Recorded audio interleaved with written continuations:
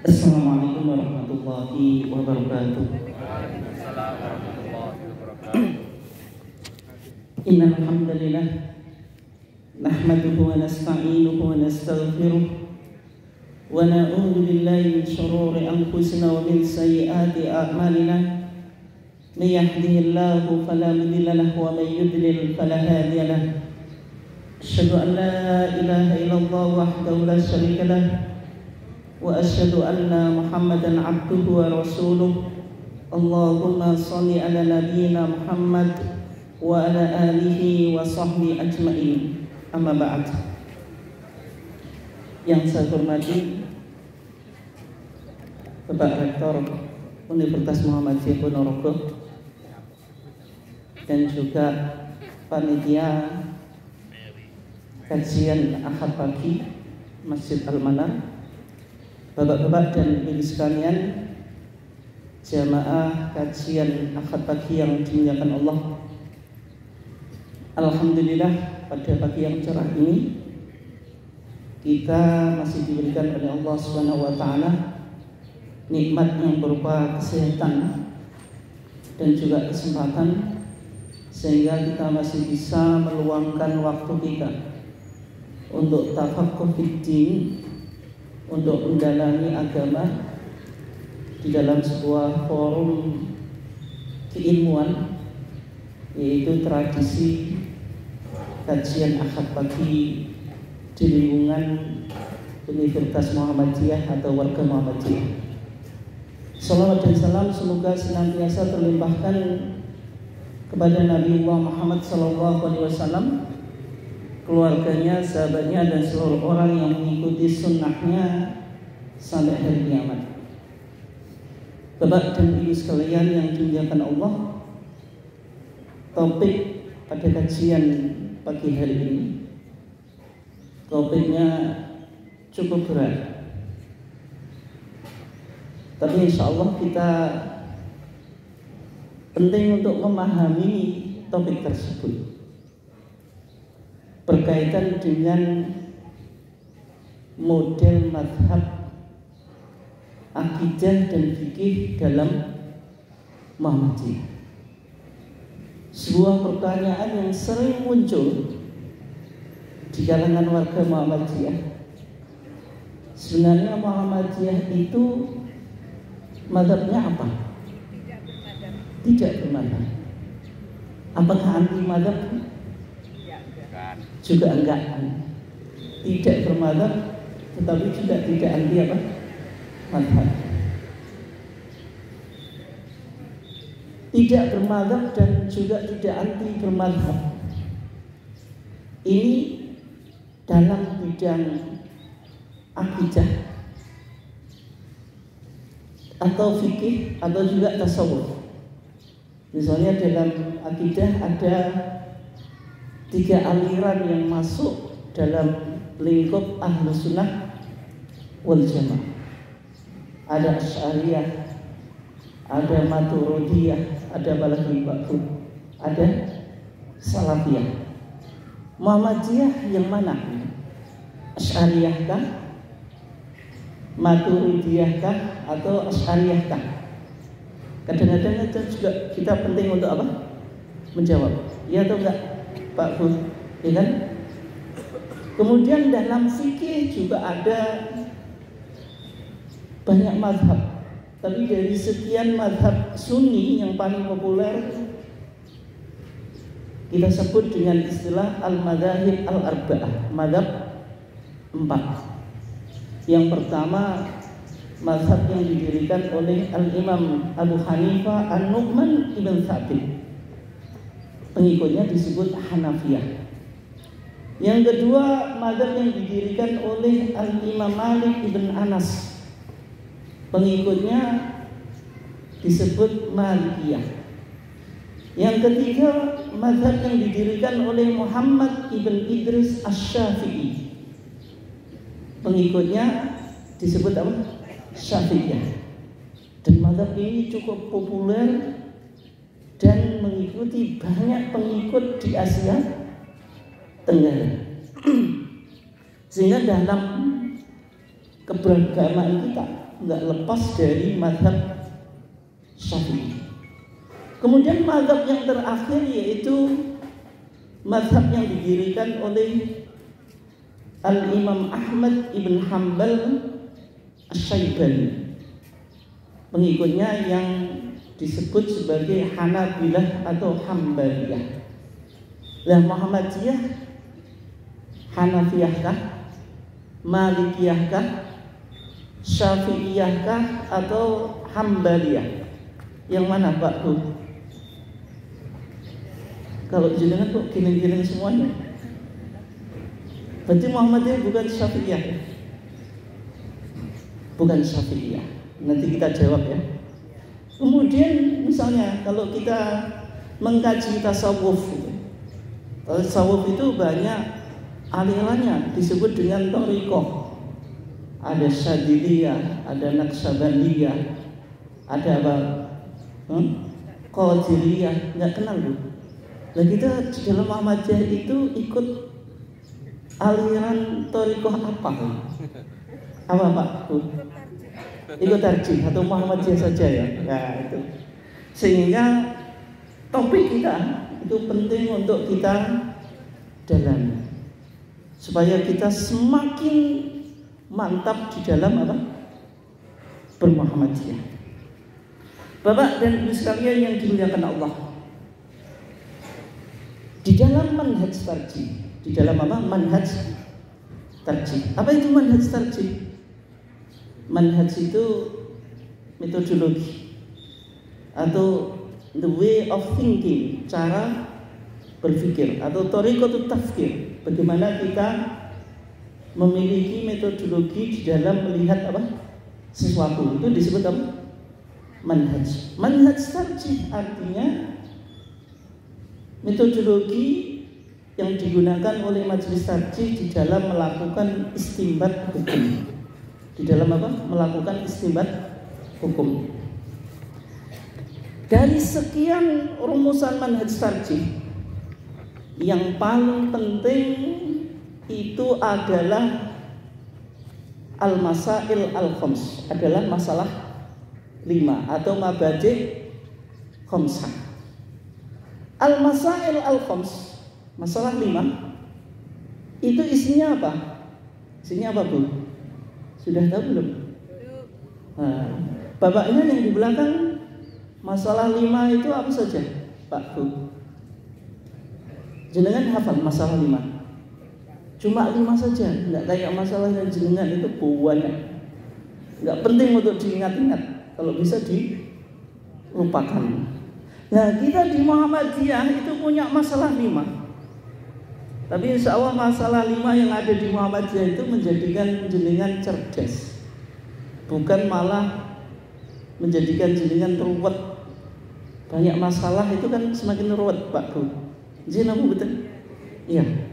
Tapi kalau masalah 5 yang ada di Muhammadiyah, kalau kita betul-betul pahami, menjadikan cara beragama kita dan berpikir kita sesuai dengan apa yang dirumuskan oleh Muhammadiyah.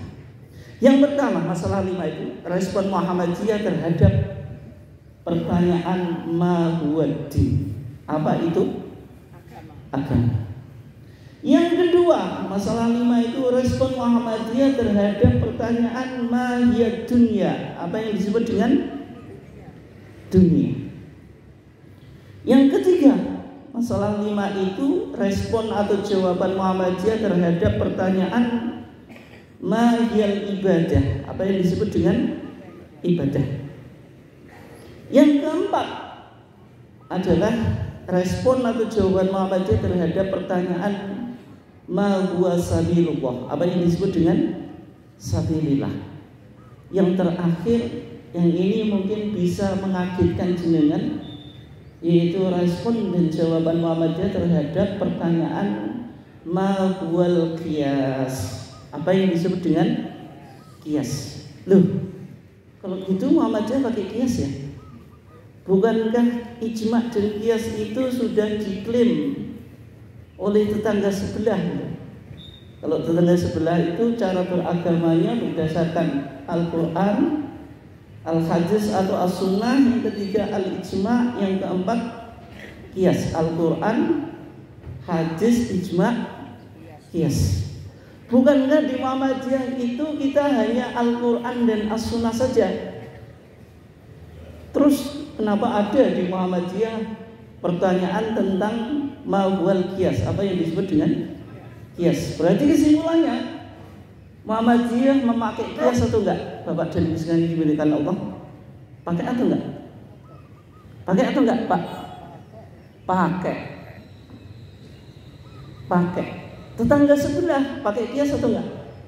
Pakai. Dalam kitab-kitab mereka selalu disebutkan dasar agama itu Al-Quran, Hadis, Ijma', Qiyas. Muhammadiyah juga pakai qiyas. Meskipun dalam aplikasinya mungkin kadang-kadang beda dengan tetangga sebelah. Kalau qiyas di dalam Muhammadiyah, qiyas itu tidak bisa dipakai dalam konteks ibadah makhluk. Dalam konteks apa? Ibadah makhluk. Nanti jenengan baca di kitab Al-Masail Al-Khams. Di sana dikatakan walaysat hiya min umur al-ibadat al-makhdhuf. Qiyas itu berlaku dalam konteks ibadah muamalah atau ibadah makhdhuf yang bisa ditakwil, dicari apa? Rasionalitasnya. Ya contohnya Bapak dan Ibu sekalian dimuliakan Allah. Kalau Muhammadiyah enggak menggunakan qiyas dalam konteks ibadah makhdhuf, karena berdasarkan kaidah la qiyasa fil ibadah, tidak ada qiyas dalam konteks apa? Ibadah. Ketika kita melakukan sholat Idain, Idul Fitri dan Idul Adha, biasanya di masyarakat itu ada seruan azan dan qomat atau enggak? Tidak. Karena dalam hadisnya Nabi itu sholat Idul Adha dan Idul Fitri biwairi adzanin wala iqamah, enggak pakai azan dan apa? Qomat. Tapi adakah seruan atau ucapan yang mengganti azan dan qomat? Biasanya apa? As-sholatu jami'ah. As-sholatu apa Pak? Jami'ah. Itu bisa dibaca dua itu. As-sholatu jami'ah, betul. As-sholatu jami'ah juga betul. Dua-duanya betul. Tapi nggak usah saya bahas. Nanti kalau saya bahas waktunya nggak cukup. Yang jelas dua-duanya boleh dibaca. Maksudnya dua-duanya qiraah yang betul. Kenapa kok di Muhammadiyah ketika sholat Idain, Idul Fitri dan Idul Adha itu enggak pakai as-sholatu jami'ah? Tapi kalau dalam mazhab Syafi'i pakai atau enggak? Pakai. Dalam mazhab Syafi'i sholat sunnah yang dianjurkan berjamaah. Karena sholat sunnah itu ada yang qismun tusannu fihil jamaah, bagian yang dianjurkan untuk berjamaah. Dalam sholat sunnah tentu nggak ada adzan dan qomat, karena adzan dan iqamah itu khusus untuk sholat wajib. Tapi karena ini mengajak orang lain untuk ikut sholat, maka digunakan as-sholatu jami'ah. Sehingga dalam sholat Idul Fitri dan Idul Adha yang umum dipraktikkan di masyarakat pakai as-sholatu jami'ah atau enggak? Pakai atau enggak? Bapak dan Ibu sekalian yang dimuliakan Allah? Pakai. Saya enggak ngomong Muhammadiyah loh gitu. Oke ya. Kenapa dikiaskan dengan sholat kusuf? Dikiaskan dengan sholat apa? Kusuf, yaitu gerhana. Dalam hadis riwayat Al-Imam Al-Bukhari, di sana dikatakan Nabi itu ba'atha munadiyan yunadi as-salatu jami'ah. Nabi itu mengutus orang untuk menyeru ketika terjadi gerhana dengan ucapan apa? As-salatu jami'ah. Dalam mazhab Syafi'i, salat sunnah selain salat kusuf yang dianjurkan untuk berjamaah, maka ada seruan as-sholatu jami'ah qiyasan ala sholatul kusuf, dikiaskan dengan sholat kusuf. Tapi kalau di Muhammadiyah tidak dipakai, Bapak dan Ibu sekalian dimuliakan Allah. Kenapa? Karena qiyas di Muhammadiyah itu secara umum hanya dipakai dalam konteks muamalat ya atau ibadah yang dimensinya apa? Sosial. Bapak dan Ibu sekalian dimuliakan Allah. Di sini kalau zakatul fitri itu biasanya yang dikeluarkan apa? Beras. Pernahkah Nabi zakatul fitri dengan beras, Bu? Tidak pernah. Dan berarti jenengan kalau mengeluarkan zakatul fitri dengan beras itu ikut siapa, Bu? Ikut Nabi atau ikut siapa? Ikut siapa, Pak? Ikut makan, maksudnya mengikuti Nabi atau? Yang jelas Nabi itu mengeluarkan zakatul fitri itu dengan 4 makanan. Yang pertama tamrun, yaitu apa? Korma. Yang kedua syairun, gandum. Yang ketiga akidun, akid itu kismis. Akid itu mohon maaf, keju. Kemudian zabib itu kismis. Kismis itu apa? Anggur yang dikeringkan. Enggak ada penjelasan Nabi mengeluarkan zakatul fitri itu minal arus dengan apa? Beras. Kenapa kok kita mengeluarkan zakatul fitri dengan beras? Ya, karena kita menggunakan kias, Pak. Makanan-makanan yang disebutkan dalam hadis Nabi itu pada waktu itu menjadi makanan apa? Pokok. Dan zakatul fitri ibadah. Kenapa kok Muhammadiyah pakai kias? Karena zakat itu ibadah yang makulatul makna, bisa dipahami rasionalitasnya. Ada dimensi apa? Sosial. Dan justru kalau jenengan wajib mengikuti Nabi, misalnya zakatul fitri harus pakai kurma, berat atau enggak, Pak? Berat. Sehingga kalau jenengan mau zakatul fitri impor dulu kurma dari Arab, kan repot itu. Oke ya. Sehingga Muhammadiyah juga menggunakan kias. Kita kembali ke topik kita.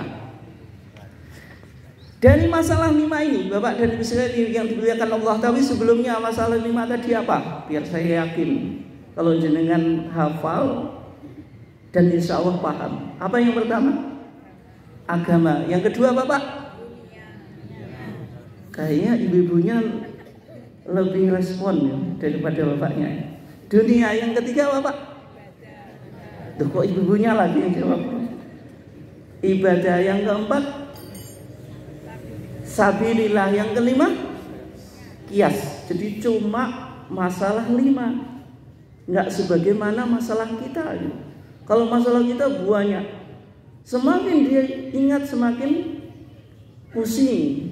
Tapi kalau masalah 5 semakin kita ingat semakin mengokohkan kita di dalam Muhammadiyah. Makanya kalau istilahnya Profesor Asmuni dalam bukunya Manhaj Tarjih Metode dan Aplikasinya, beliau mengatakan masalah 5 itu paradigma pemikiran keagamaan Muhammadiyah. Semua ijtihad di dalam Muhammadiyah harus dilandasi masalah 5. Jenengan ke sini, Pak Bu. Itu dari 5 masalah konteksnya apa? Ibadah bisa, sabilillah bisa. Dunia bisa atau enggak, Bu? Lah kok dunia? Oh, silaturahim gitu. Terus apa lagi, Bu? Agama, belajar apa? Ilmu gitu. Sehingga semua permasalahan kita bisa dilihat dari perspektif masalah 5. Tapi yang menjadi pembahasan kita ketika kita bicara tentang apa madhab Muhammadiyah, bisa kita temukan dalam masalah 5 dalam respon Muhammadiyah terhadap pertanyaan ma huwa din. Apa yang disebut dengan apa? Agama. Di sana dikatakan yang disebut agama itu ma anzalahu Allahu fil Qur'an wa ma ja'at bihi as-sunnatu as-sahihah. Yang disebut agama itu apa yang diturunkan oleh Allah di dalam Al-Qur'an dan apa yang terdapat dalam as-sunnah as-sahihah. Sehingga sumber ajaran agama di dalam Muhammadiyah 2, Pak, yang primer. Yang sekunder, yang paratekstual kayak ijma' qiyas itu dia tidak bisa berdiri sendiri karena tidak ada ijma dan qiyas kecuali ada sanadnya kepada Al-Quran dan As-Sunnah. Tidak mungkin ijma dan qiyas itu berdiri sendiri. Sehingga dalam sumber agama di dalam Muhammadiyah, sumber agama yang primer yang pertama Al-Quran, yang kedua apa? As-Sunnah As-Sahihah. Tapi maksud sunnah sahihah ini apakah sama dengan hadis sahih? Tidak. Maksudnya di sini sama dengan hadis al-maqbul, hadis yang bisa diterima, yang mencakup hadis sahih dan hadis hasan. Tapi kalau hadisnya dhaif, apalagi maudhu, itu nggak bisa dipakai. Itu nggak bisa apa? Dipakai. Kayak kita sekarang berada di bulan Rajab, itu ada puasa yang dikenal dengan sholatul Rajab atau sholat lailati ar-raghaib, sholat malam raghaib. Jenengan sudah mengamalkan Pak Bu? Kok nggak mengamalkan? Sholat lailatul raghaib Pak, itu dilakukan di malam Jumat yang pertama daripada bulan Rajab. Waktunya antara maghrib dan isya. Maghrib dan isya. Berapa rakaat? 12 rakaat. Dilakukan 2 rakaat. Berarti tiap 2 rakaat salam. Berarti ada 6 salam. Yang dibaca tiap rakaat sebagaimana yang dijelaskan oleh Al-Imam Al-Ghazali dalam kitabnya Ihya Ulumuddin. Yang betul itu Ihya Ulumuddin. Tapi karena sudah menjadi common mistake, kesalahan bacaan, itu ya dibaca Ihya Ulumuddin. Yang betul apa? Ihya Ulumuddin, karena mudhof ilaih. Nah di sana dijelaskan yang dibaca tiap rakaat itu baca Al-Fatihah sebagaimana umumnya sholat. Setiap sholat pasti ada Al-Fatihahnya. Sekali saja, maratan. Kemudian baca inna anzalnahu fi lailatul qadri thalatha marat. Dibaca 3 kali. Terus qul huwallahu ahad 12 kali. Berarti tiap rakaat Al-Fatihah sekali. Suratnya yang penting dengan perhatikan apa tadi? Inna anzalnahu fi lailatul qadr 3 kali. Qul huwallahu ahad 12 kali. Bisa melakukan Pak Du? Ini orang Muhammadiyah itu pasti bilang nggak bisa. Setelah sholat dengan baca sholawat kepada Nabi sab'ina maratan 70 kali. Allahumma sholli ala Muhammad 70 kali. Bisa Pak Bu? Pasti mesem nah orang Muhammadiyah. Di masyarakat itu banyak kiai yang ngaji ijazah itu baca sholawat 5.000 kali. Kemudian berapa? 1.000 kali. Mereka biasa-biasa saja. Tapi kalau orang Muhammadiyah itu pasti mengeluh. Ya atau enggak? Enggak bisa Pak ya. Enggak bisa ya. Tapi sholat ini dijelaskan manfaatnya apa? Kalau ada orang yang melakukan sholat ini, ghufirat lahu jami'u dunubihi walau kanat mithla zabadil bahri. Akan diampuni dosanya, semua dosanya, walaupun sebagaimana buih di lautan. Yang kedua, wa yashfa yaumal qiyamah fi sab'i mi'atin min ahli baiti mimman qad istaujaban nar. Dia bisa ngasih syafaat keluarganya sebanyak 7.000 dari orang yang berhak masuk neraka. 75 mohon sab ini ada 700 mohon maaf. 700 itu kan sama dengan 7 keturunan Pak Bu. Taruhlah usia kita itu kan 100 tahun. Jadi satu abad. Kalau kita tiap satu abad punya 100 keluarga yang jenengan ada atau enggak? Enggak ada. Jadi kan 700. Makanya di Jawa ada ungkapan apa? Bondone gak entek dipangan pitung turunan. Tapi kasihan yang generasi ke-8. Apa Pak Bu? Jatuh miskin, hartanya habis gitu. Hadis ini menarik atau enggak Pak? Dia bisa ngasih syafaat keluarganya 700 orang yang berhak masuk surga. Hadis ini meskipun menarik Pak, tapi dalam manhaj tarjih hadis ini tidak bisa dijadikan pegangan. Kenapa? Karena Al-Imam Al-Iraqi ketika mengkaji dan mengkritik hadis dalam Ihya Ulumuddin, dia bilang huwa haditsun maudhu'.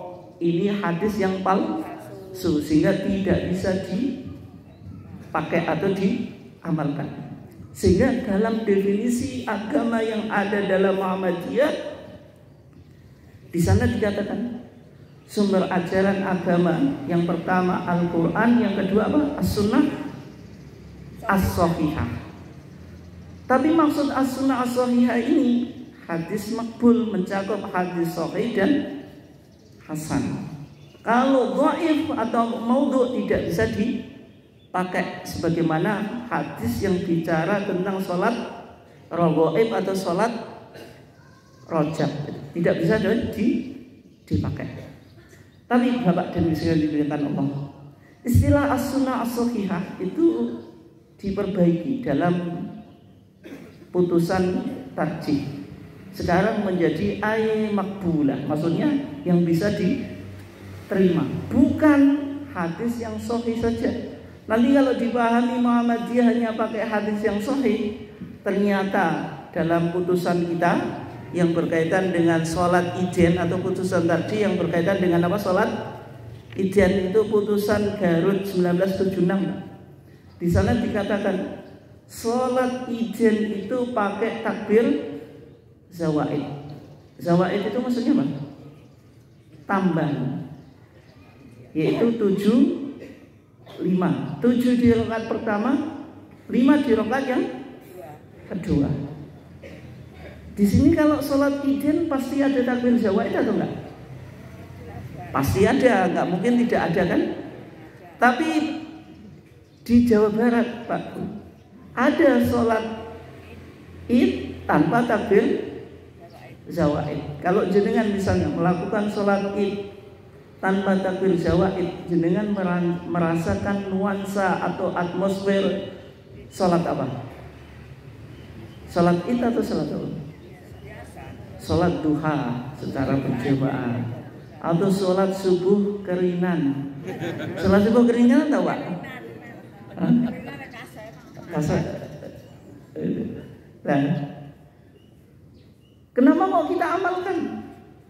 Padahal hadisnya itu dhaif karena dia lemah, tapi karena banyak riwayatnya sehingga yuqawi ba'duha ba'dun. Satu dengan yang lainnya saling menguatkan. Dalam ilmu hadis, hadisnya itu naik dari dhaif menjadi hasan li ghairi. Menjadi hasan apa? Li ghairi, sehingga tetap bisa diamalkan. Oke ya? Bapak dan Ibu yang dimuliakan Allah, dari definisi agama ini bisa kita simpulkan, berarti cara beragama orang Muhammadiyah itu dengan merujuk kepada Al-Quran dan As-Sunnah, tidak berafiliasi kepada mazhab tertentu, tidak berafiliasi kepada mazhab tertentu. Tapi yang menjadi pertanyaan, apakah Muhammadiyah anti mazhab? Bapak dan Ibu yang digunakan Allah, tidak. Pendapat mazhab itu penting untuk dipertimbangkan dalam upaya kita apa? Kembali pada Quran dan As-Sunnah. Saya kasih contoh karena waktu kita cukup pendek ya. Saya kasih contoh dalam putusan tarjih yang ada dalam HBT jilid 1, HBT jilid 1 atau HBT lama. Jenengan sudah punya semuanya yang ngaji di sini? Belum. Sedih saya mendengar. Mau saya tunjukkan Bapak dan Ibu sekalian supaya bisa mendapatkan HPT ini langsung dikirim ke rumahnya jenengan. Mau atau enggak? Mau ya? Buka HP-nya, cari di Play Store, Shopee. Terus tulis saja HPT Muhammadiyah, masukin ke keranjang, terus apa? Check out gitu. Nanti akan dikirim. Bisa kan cara mendapatkannya? Mudah atau enggak? Mudah. Insya Allah nanti sampai ke rumahnya apa? Jenengan gitu. Oke ya. Di HPT jilid 1 ada kitabus sholah, ada kitabus sholah. Putusan Muktamar Khususi Solo tahun 1929. 19 berapa? 29. Sudah cukup lama Pak. Hampir mau 1 abad. Kan sekarang 2025, nanti 2029 akan genap 1 abad gitu.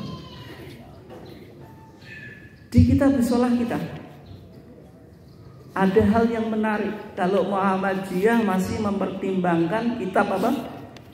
Madhab. Kitab apa? Madhab. Saya kasih contoh ini. Di dalam sholat kita dianjurkan baca isti'adzah. Isti'adzah itu apa? A'udzu billahi minasyaitonir rajim. Yang kita baca sebelum baca Al-Fatihah. Berdasarkan firman Allah, fa idza qara'tal qur'ana fasta'id billahi minasyaitonir rajim. Yang menjadi pertanyaan Pak tuh, isti'adzah itu dibaca tiap rakaat atau cukup di awal rakaat? Di awal rakaat tuh. Yakin? Jadi kalau menurut pandangan tarjih itu, nanti jenengan baca di HPT jilid 3. Sudah punya? Satu aja belum, apalagi jilid 3. Aduh. Mau saya kasih tahu juga bagaimana cara mendapatkan HPT jilid 3? Oh, sudah tahu. Di HPT jilid 3 nanti ada tuntunan sholat 5 waktu. Putusan Munas Tarjih ke-29 tahun 2015 di Yogyakarta. Di sana dijelaskan isti'adzah itu disunahkan dibaca setiap kali di setiap rakaat. Kenapa? Ya karena fa idza qara'tal qur'ana fasta'id billahi minasyaitonir rajim. Karena kita membaca Al-Fatihah tiap rakaat, maka sebelum membaca Al-Fatihah kita dianjurkan baca apa? Isti'adzah. Yang kedua di antara alasannya, dengan menggunakan pendekatan irfan di Muhammadiyah itu sudah ada 3 pendekatan Bapak dan Ibu yang dimuliakan Allah. 3 pendekatan ini dirumuskan dalam Munas Tarjih tahun 2000 di Jakarta. Yang pertama bayani, yang kedua burhani, yang ketiga apa Pak? Irfan. Pernah dengar atau enggak Pak Bu? Baru saja dengar kok Pak. Siapa yang mengatakan belum pernah dengar? Tadi bayani, pendekatan yang titik tolaknya dari Al-Quran dan As-Sunnah. Pokoknya kalau kita bicara ibadah secara umum pendekatannya apa? Bayani. Kita mau sholat, ketika sholat itu bagaimana tata cara mengangkat tangan? Sejajar dengan bahu atau pundak atau sejajar dengan telinga? Itu pendekatannya apa Pak Bu? Bayani. Mengacu pada hadis Nabi. Nggak bisa nih dengan pahami misalnya. Oh, takbir itu yang paling baik itu tangannya diangkat setinggi-tingginya. Kenapa? Totalitas penyerahan diri. Kalau segini itu paling rendah, kalau segini agak setengah. Kalau gini berarti paling tinggi. Berarti dia dalam beribadah totalitas itu betul-betul tunduk kepada Allah. Betul atau enggak? Salah, karena bayannya hanya dijelaskan Nabi itu kadang-kadang sepundak atau sebau, kadang-kadang setelinga. Nggak ada takbir Nabi segini. Allah, nggak ada, Bapak. Nggak ada kan? Nggak ada. Oke, itu pendekatan apa? Bayan. Yang kedua burhani, pendekatan yang titik tolaknya dari ilmu pengetahuan. Apakah Muhammadiyah anti ilmu pengetahuan? Tidak. Makanya kampus Muhammadiyah juga mengajarkan tidak hanya ilmu agama, tidak hanya fakultas agama Islam, tapi ada fakultas-fakultas yang lainnya. Kenapa demikian? Ya karena Al-Quran itu banyak juga bicara tentang ayat kauniyah, sehingga Muhammadiyah juga menggunakan pendekatan burhani. Contohnya, kita dari ru'yatul hilal beralih ke hisab, menggunakan perhitungan astronomis. Ke depan kita menggunakan, ini sudah diputuskan KHGT. KHGT tahu ya? Kayaknya apa Pak Bu? Ini gak bisa jawab, menyedihkan. Kalender. KH hanya apa? Hijriyah. G-nya global. T-nya apa? Tunggal. Karena problem umat Islam itu sampai sekarang belum punya kalender hijriah global tunggal. Kita sering puasa itu apa Pak? Harinya beda, tapi semuanya sepakat kalau puasa itu pasti 1 Ramadan. Dulu itu saya masih ingat tahun yang lalu ya, ada yang puasa Senin, ada yang Selasa. Ketika ditanya dua-duanya itu, dua kelompok itu, kenapa kok puasanya hari Senin? Ya karena Senin itu 1 Ramadan. Yang bilang Selasa 1 Ramadan, ini gimana sih gitu? Tanggalnya apa Pak Bu? Tanggalnya sama sepakat 1 kok harinya beda. Kan ada masalah berarti ini. Nah, sehingga Muhammadiyah ke depan menggunakan KHGT. Itu pendekatan apa? Burhani. Irfani. Irfani itu pendekatan berdasarkan intuisi atau suara hati untuk memberikan nuansa spiritualitas dalam ibadah. Saya kembali ke pembahasan kita. Ketika kita sholat, semakin kita melakukan isti'adah di tiap rakaat, kira-kira kekhusyuan kita, kualitas sholat kita bebas dari godaan setan, itu semakin maksimal atau enggak Pak Bu? Semakin maksimal. Dan ternyata Pak Bu, di sini ya, Muhammadiyah mengutip hadis yang disebutkan dalam kitab Mazhab Syafi'i, yaitu namanya kitab Al-Muhadzab yang ditulis oleh Al-Imam Abu Ishaq Asy-Syairazi. Kemudian kitab ini disyarah oleh Al-Imam An-Nawawi dalam kitabnya Al-Majmu' Syarhul Muhadzab. Coba saya bacakan ini. Wa lima rawa Abu Sa'idin Al-Khudri, dan berdasarkan apa yang diriwayatkan oleh Abu Sa'id Al-Khudri, anna Nabiy sallallahu alaihi wasallam kana yaqulu dzalika ay a'udzu billahi minasyaitonir rajim, terus apa? Qalahu fil Muhadzab. Ini disebutkan dalam kitab apa? Al-Muhadzab. Berarti Muhammadiyah anti kitab mazhab atau enggak? Tidak. Tapi tidak semua apa yang ada dalam kitab mazhab kita terima secara totalitas. Ada yang bisa kita pertimbangkan, ada yang bisa perlu untuk dikaji ulang. Bisa dipahami ya? Menunjukkan kalau Muhammadiyah tidak bermadzhab dan juga tidak anti mazhab. Contoh yang kedua. Ini contoh yang sangat populer, yang berkaitan dengan bacaan sholawat yang kita baca ketika apa? Ketika sholat. Dalam sholat itu kan kita dianjurkan untuk membaca sholawat. Hukumnya apa Pak Bu? Wajib atau sunnah? Wajib atau sunnah Pak Bu?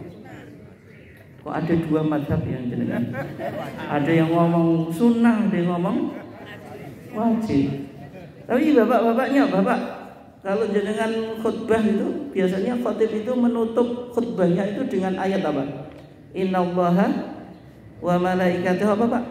Yusholluna 'alan nabi, terus apa? Ya ayyuhalladzina amanu shollu 'alaihi wa sallimu taslima. Berarti ini kan ada perintah supaya kita baca apa? Sholawat kepada Nabi. Wong Allah sendiri baca sholawat kepada Nabi, malaikat ya masa kita tidak? Makanya ya ayyuhalladzina apa? Amanu shollu, bacalah kamu sholawat. Ini kan fi'lul amri, kata kerja apa? Perintah. Al aslu fil amri lil wujub. Hukum asal perintah itu apa? Wajib. Nah terus, kapan kita wajib baca sholawat? Kapan Mbak Bu? Ketika kita sholat itu, ya. Ketika kita sholat. Terus kalau ketika, berarti di luar sholat nggak wajib.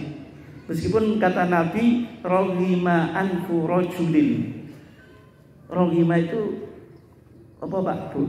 Sing hidungnya kerowok itu lah, guwing gitu bahasa Jawa. Apa bahasa Indonesia guwing? Sumbing ya? Yang hidungnya. Apa itu? Pokoknya itulah yang hidungnya nggak sempurna itu. Gerbong ya. Itu bahasa Jawa Ponorogo. Bahasa Indonesia Ponorogo. Rohima anfu rajulin.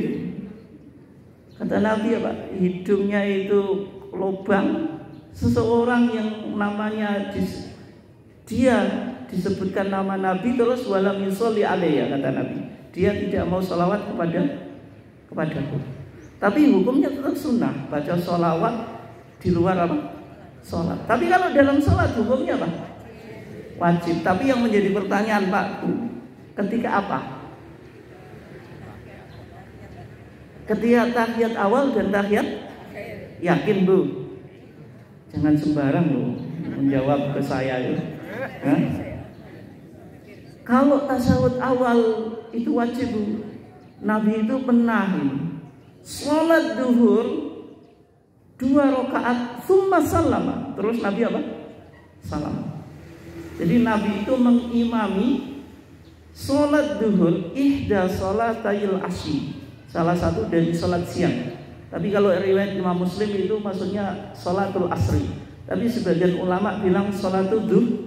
Ya nanti jenengan cek di kitab Bulughul Maram. Bab sujud di sahwi, bab sujud sahwi. Jadi Nabi itu pernah sholat duhur 2 rakaat langsung salam. 2 rakaat langsung apa? Salam. Nah, ketika Nabi sholat 2 rakaat langsung salam, jenengan pernah atau enggak Pak? Sholat duhur cuma 2 rakaat? Enggak pernah. Nabi langsung keluar ya. Nabi langsung keluar, sahabat yang ada di dalam itu ramai. Maksudnya apa? Mereka bertanya, inilah Nabi lagi mengkosor sholat atau lupa? Di antara sahabat Pak ada Abu Bakar dan Umar ibn Khattab, karena ini sahabat yang kibar sahabat, sahabat yang cukup senior, itu segan negur Nabi. Kenapa Pak? Biasanya kalau orang itu ilmunya tinggi itu mau ngomong itu jangan-jangan dia punya dalil. Tapi untungnya Pak, di situ ada sahabat namanya Dzulyatin. Dzulyatin itu ya sahabat nggak begitu alim.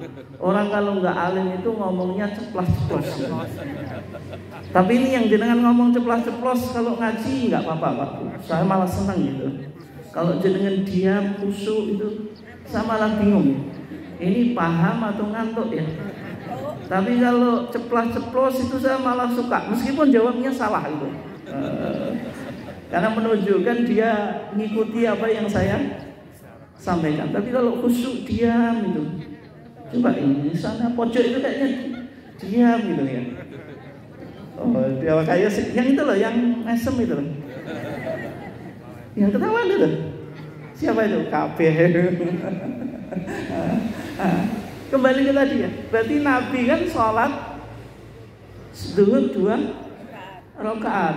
Untungnya tadi ada Dzulyatin. Dia bertanya kepada Rasulullah, "Ya Rasulullah, nasita an kusiratis sholat."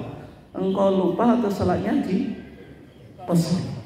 Setelah itu Nabi menjawab, "La, lam ansa wa lam tuqsar." Saya enggak lupa, sholat juga tidak di qasar.